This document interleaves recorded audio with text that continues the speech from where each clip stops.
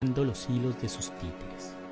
Uno de aquellos es alias Fico, que no es solo ficha de Uribe, del narcotráfico y del crimen organizado, sino también el representante de los banqueros, usurreros y atacadores del patrimonio público, del grupo GEA o Sindicato Antioqueño, quien se enriquece con el negocio de alimentos y dejó sola a la población, que fue la que llenó de plata a los accionistas tras el colapso de la represa de Hidroituango.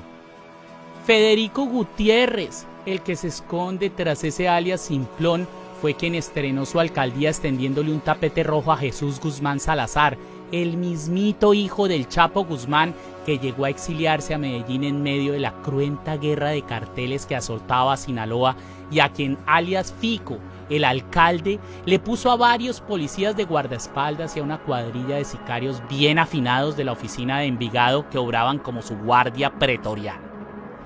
No son chismes de salón. De acuerdo con informes coincidentes de miembros tanto de la Policía Nacional como de la DEA, la administración distrital y la oficina obraron como chaperonas de este narcotraficante junior que para la época ya era uno de los 10 más buscados del mundo. El hijo del Chapo estuvo viviendo muy tranquilo, primero en Envigado y luego en el barrio El Poblado, emparrandado y muy ocupado en la administración de 2 laboratorios que producían más de 400 kilos de cocaína al mes y que llegó a instalar apenas tocó suelo colombiano. ¿Se extrañan?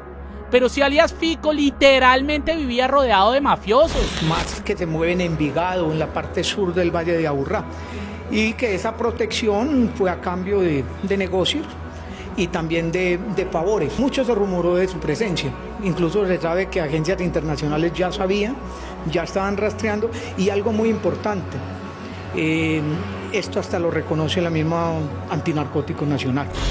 Su vecino de apartamento, Juan Pablo Úsugua, alias Reseco, uno de los más peligrosos directivos del cartel conocido como el Clan del Golfo, con quien durante mucho tiempo se cruzó en el ascensor y quien solía llevarle pollo asado a los escoltas del alcalde, usó como guarida el mismo edificio donde habitaba el burgomaestre mayor de la ciudad.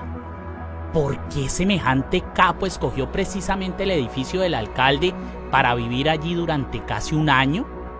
Nadie se mete en la boca del lobo a menos que sepa que la fiera está sin diente. Ahí está Federico, el cuidaestablos de los grandes hacendados y ganaderos que se subió en la alcaldía no solo a robar, sino a maquillar su nombre con los recursos públicos. El del contrato con Semana por 800 millones de pesos en pauta que le publicitaba su sonrisa retorcida. El que le invirtió miles de millones a la creación de enjambres de cuentas fantasmas en redes sociales que tenían como única función venerar su nombre y el de Gustavo Villegas, su secretario de seguridad antes de que fuera capturado. Fico es el alias de quien, siendo el ingeniero de la obra, se comió la plata de los cimientos y dejó caer en Medellín el famoso edificio Space. Fico, el candidato que está encochinado en los Panama Papers por ser miembro de la empresa que fundó junto con Paola Holguín, esa senadora lustrabotas del señor Masacre, hija del narcotraficante Franco Holguín, también lavador de dólares de la misma oficina de Envigado. Alias Fico, quien como fórmula vicepresidencial nombró a Rodrigo Lara Sánchez, casado con la prima hermana de Paloma Valencia, esclavista ancestral del Cauca y uña y mugre del Matarife en el Congreso, y quien desprecia la memoria de su padre, el insigne prócer Rodrigo Lara Bonilla, quien, de acuerdo con las declaraciones de su propia hermana y de otro de sus hijos, Jorge Lara Restrepo, fue asesinado por Álvaro Uribe.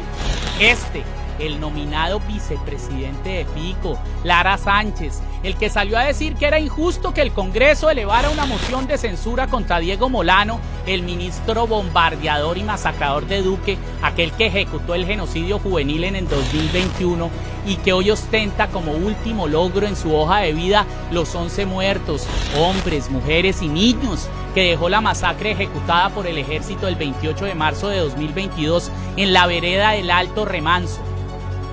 Son miles las causas y razones, la suficiente para que, tras deshiervar la maleza, se concluya una historia de criminalidad conjunta y una intensa relación de sometimiento y subordinación incondicional de la oficina de Envigado a Álvaro Uribe. De adelante para atrás, en el tiempo y en el espacio, han llovido las balas que sus sicarios de la banda La Terraza y Don Berna dispararon sobre sus enemigos, comandantes paramilitares desobedientes y contradictores políticos. Varios hechos puntuales develan que el dueño absoluto de este cartel narco-sicarial paisa es aquel exgobernador de Antioquia, el expresidente reelecto y el exsenador imputado e investigado por corrupto y matón. ¿Exagero? ¿Quieren más? No hay problema. Hablar de Uribe y sus cruentos delitos es cosa de nunca acabar. Ángela López, abogada penalista que hacía parte del equipo de defensa de los miembros de la oficina de Envigado, colaboró en rebuscar declaraciones falsas de testigos mentirosos que querían encochinar a Iván Cepeda. Ella fue precisamente a quien el asistente personal de Álvaro Uribe, Fabián Rojas, sindicara de haberse reunido con el director de la cárcel La Picota y el abogánster del Matarife Diego Cadena, como parte del montaje sostenido por falsos testigos que le armaron al senador Cepeda. Los mismos Cifuentes Villa, el cartel familiar de Álvaro Uribe, trabajaban para la oficina de Envigado. Con los sicarios y asesinos de Don Berna, los Cifuentes traficaban toneladas de cocaína y miles de armas largas.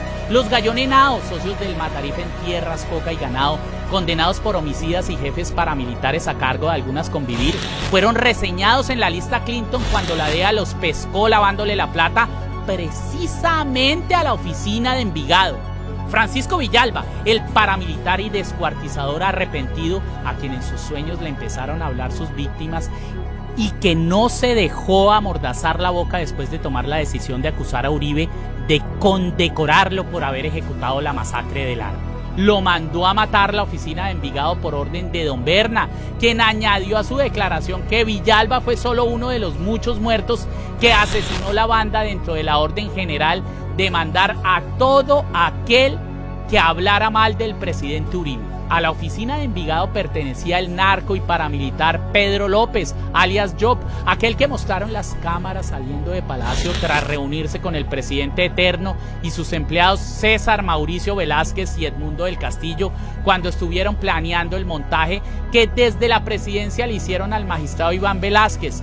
Que no se nos olvide que Job es otro más de los cientos de buenos muertos dados de baja a tiros por órdenes del señor Masacre. Otro de los muchos